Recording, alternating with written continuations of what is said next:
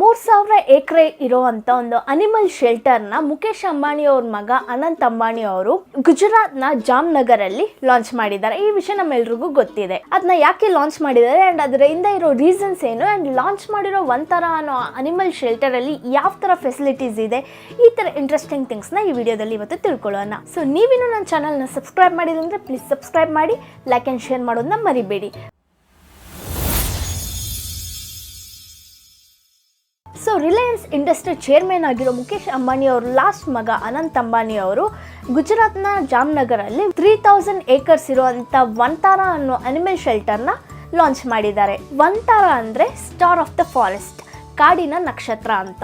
ಅನಂತ್ ಅಂಬಾನಿ ಅವ್ರ ಸಿಬ್ಲಿಂಗ್ಸ್ಗೆ ಬಿಸ್ನೆಸ್ ಅಲ್ಲಿ ಇಂಟ್ರೆಸ್ಟ್ ಇದ್ದು ಅವರು ಆ ಬಿಸ್ನೆಸ್ಗಳನ್ನ ಸಕ್ಸಸ್ಫುಲ್ ಆಗಿ ನಡ್ಸ್ಕೊಂಡು ಹೋಗ್ತಿದ್ದಾರೆ.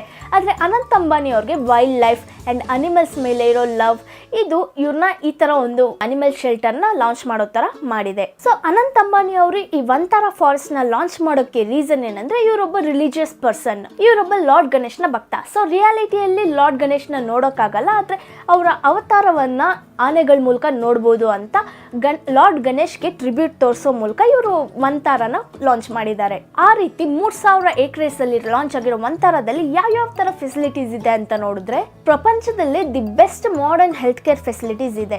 Hospitals, research centres, academic institutions ಇದೆಲ್ಲ ಇದ್ದು Vantara international union for conservation of nature and world life fund for nature ಇದೆಲ್ಲ ಇನ್ಕ್ಲೂಡ್ ಆಗಿರೋ ಅನಿಮಲ್ಸ್ಗೆ ಒಂದು ಡಿಗ್ನಿಟಿ ಲೈಫ್ ಕೊಡೋ ಅಂತ ಎಲ್ಲ ಫೆಸಿಲಿಟೀಸ್ ಆ ಸೆಂಟರ್ ಅಲ್ಲಿ ಇದೆ. ವಂತಾರ ಲಾಂಚ್ ಆಗಿರೋದು ಬಂದು ಫೆಬ್ರವರಿ 26, 2024 ಅಲ್ಲಿ. ಸೊ ಆ ವಂತಾರ ಪ್ರಾಜೆಕ್ಟ್ ಸ್ಟಾರ್ಟ್ ಆಗಿ ಕಂಪ್ಲೀಟ್ ಆಗೋ ಆ ಇಯರ್ ಅಲ್ಲೇ ವಂತಾರ ಇನಿಷಿಯೇಟಿವ್ಸ್ ಬಂದು 200ಕ್ಕೂ ಹೆಚ್ಚು ಎಲಿಫೆಂಟ್ಸ್ ನ ಪೋಚಿಂಗ್ ಇಂದ ಅಂದರೆ ಇಲ್ಲಿಗಲ್ ಆಗಿ ಹಂಟ್ ಮಾಡೋದ್ರಿಂದಾಗಲಿ ಅವ್ರ ಸರ್ಕಸ್ ಇಂದಾಗಲಿ ಇಲ್ಲ ಝೂಗಳಿಂದಾಗಲಿ ರೆಸ್ಕ್ಯೂ ಮಾಡಿದ್ದಾರೆ. ಇವಾಗೆಲ್ಲ ಎಷ್ಟೋ ಝೂಗಳಲ್ಲಿ ಜನಗಳು ವಿಸಿಟ್ ಮಾಡದೆ ಪ್ರಾಪರ್ ಇನ್ಕಮ್ ಅವ್ರಿಗೆ ಆ ಝೂ ಅವ್ರಿಗೆ ಸಿಗದೆ ಅನಿಮಲ್ಸ್ಗೆ ಅಲ್ಲಿ ಸರಿಯಾದ ಫುಡ್ ಫೆಸಿಲಿಟೀಸ್ ಇಲ್ಲದೆ ಅನಿಮಲ್ಸ್ ಹೆಲ್ತ್ ಸ್ಪಾಯ್ಲ್ ಆಗುತ್ತೆ ಅಂಡ್ ಕೆಲವು ಅನಿಮಲ್ಸ್ ಅದರ ವಂಶನೇ ನಾಶ ಆಗೋ ಸ್ಟೇಜ್ಗೆ ಕೂಡ ಹೋಗಿದೆ. ಆ ಥರ ಇರೋ ಕೆಲವು ಅನಿಮಲ್ಸ್ ನ ಝೂ ಇಂದ ಆಗಲಿ ಅವ್ರ ಆಕ್ಸಿಡೆಂಟ್ ಆಗಿರೋ ಅನಿಮಲ್ಸ್ ಆಗಲಿ ಬರ್ನ್ ಆಗಿರೋ ಆನೆಗಳು ಇವುಗಳನ್ನೆಲ್ಲ ರೆಸ್ಕ್ಯೂ ಮಾಡಿದ್ದಾರೆ. ಇನ್ನು ಕೆಲವು ಸರ್ಕಸ್ಗಳಲ್ಲಿ ಯೂಸ್ ಮಾಡಿರೋ ಅನಿಮಲ್ಸ್ಗೆ ಅದಕ್ಕೆ ಏಜ್ ಆಗೋಯ್ತು, ಅದರಿಂದ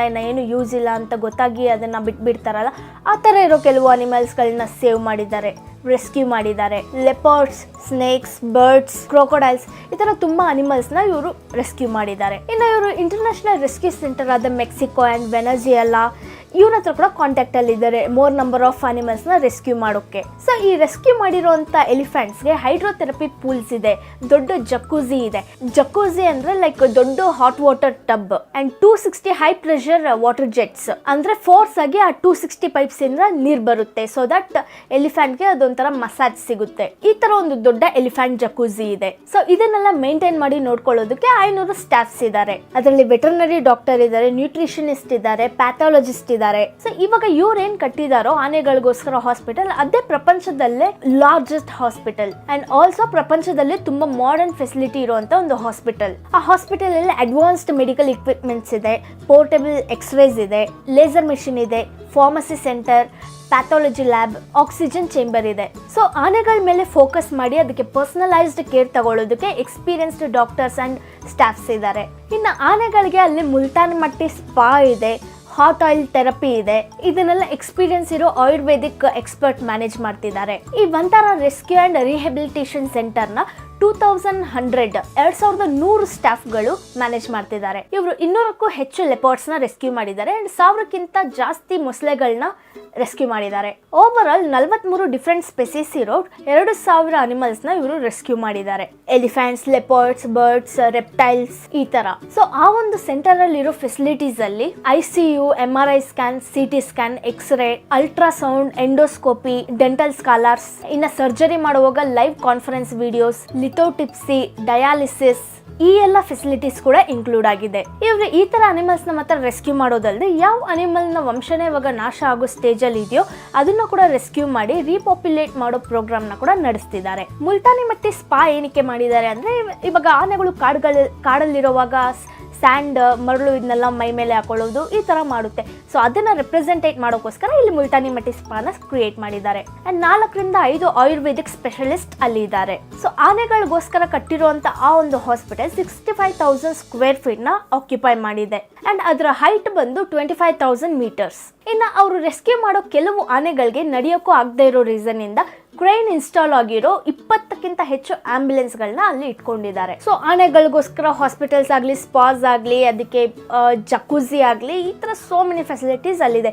ಇನ್ನು ಆನೆಗಳು ಫುಡ್ ಮ್ಯಾಟ್ರಿಗೆ ಬಂದರೆ ಎಲಿಫೆಂಟ್ ಕಿಚನ್ ಅಂತಾನೆ ಒಂದು ಸಪ್ರೇಟ್ ಆಗಿದೆ. ಅದರಲ್ಲಿ 40 ಇಂಡಿಯನ್ ನ್ಯೂಟ್ರಿಷನ್ಸ್ ವರ್ಕ್ ಮಾಡ್ತಿದ್ದಾರೆ. ಅವ್ರಿಗೆ ಹೆಡ್ ಜರ್ಮನಿಯಿಂದ ಬಂದಿರೋರು ಒಬ್ರಿದ್ದಾರೆ. ಸೊ ಆನೆಗಳಿಗೋಸ್ಕರನೇ ಇರೋ ಕಿಚನ್ ಅಲ್ಲಿ ನ್ಯೂಟ್ರಿಷಿಯಸ್ ಫುಡ್, ವಿಟಮಿನ್ಸ್ ಇರೋ, ಮಿನರಲ್ಸ್ ಇರೋ food like ragi laddu and dry fruits ಗಳಿಂದ ಮಾಡಿರೋ laddu, so many varieties of laddu ಒಂದೊಂದು ದಿನಕ್ಕೆ ಒಂದೊಂದು ಕೊಡ್ತಾರೆ.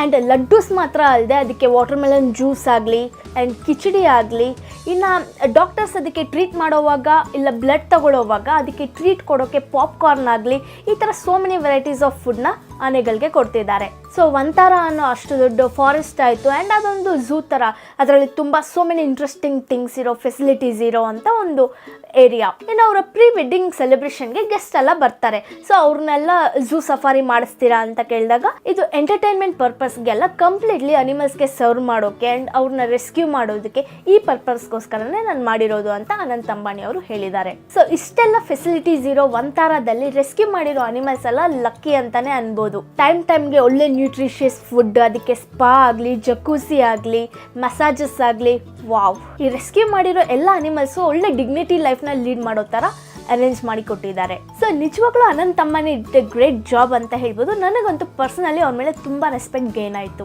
ಯೂಶಲಿ ಯಾರೇ ಒಂದು ರಿಚ್ ಪರ್ಸನ್ ಆಗಿರಲಿ, ಆ ಬಿಸ್ನೆಸ್ಸಲ್ಲಿ ಇನ್ವೆಸ್ಟ್ ಮಾಡೋಣ, ಈ ಬಿಸ್ನೆಸ್ ಮಾಡೋಣ, ಇಷ್ಟು ಪ್ರಾಫಿಟ್ ಬರುತ್ತೆ, ಈ ಥರ ಥಿಂಕ್ ಮಾಡೋ ಸೊಸೈಟಿಯಲ್ಲಿ ಇವರು ಒಬ್ಬ ರಿಚ್ ಪರ್ಸನ್ ಆಗಿದ್ದು ಇವ್ರಿಗೆ ವೈಲ್ಡ್ ಲೈಫ್ ಆ್ಯಂಡ್ ಅನಿಮಲ್ಸ್ ಮೇಲೆ ಲವ್ ಇರೋದ್ರಿಂದ ಈ ಥರ ಒಂದು ಪ್ಲಾನ್ನ ಇವರು ಎಕ್ಸಿಕ್ಯೂಟ್ ಮಾಡಿದ್ದಾರೆ. ಆ್ಯಂಡ್ ಅದು ನೆಕ್ಸ್ಟ್ ಲೆವೆಲಲ್ಲಿದೆ ಅನ್ನೋವಾಗ really a great job. So ಒಂಥರನ ಹೇಗೆ ಕ್ರಿಯೇಟ್ ಮಾಡಿದ್ರು, ಯಾಕೆ ಕ್ರಿಯೇಟ್ ಮಾಡಿದ್ರು, ಅಲ್ಲಿ ಯಾವ್ಯಾವ ಅನಿಮಲ್ಸ್ ಇದೆ, ಅದಕ್ಕೆ ಏನೇನು ಫೆಸಿಲಿಟೀಸ್ ಇದೆ, ಈ ಥರ ಎಲ್ಲ ಇಂಟ್ರೆಸ್ಟಿಂಗ್ ಥಿಂಗ್ಸ್ನ ನಾವು ಇವತ್ತು ತಿಳ್ಕೊಂಡ್ರಿ. ಸೊ ಇದೇ ಥರ ಇಂಟ್ರೆಸ್ಟಿಂಗ್ ಆಗಿರೋ ಇನ್ನೊಂದು ವಿಷಯದ ಜೊತೆ ನಿಮ್ಮನ್ನ ಬೇರೆ ವಿಡಿಯೋದಲ್ಲಿ ಮೀಟ್ ಆಗ್ತೀನಿ. Until then take care, bye. Subscribe ಮಾಡದಿರೋರು ಪ್ಲೀಸ್ ಸಬ್ಸ್ಕ್ರೈಬ್ ಮಾಡಿ.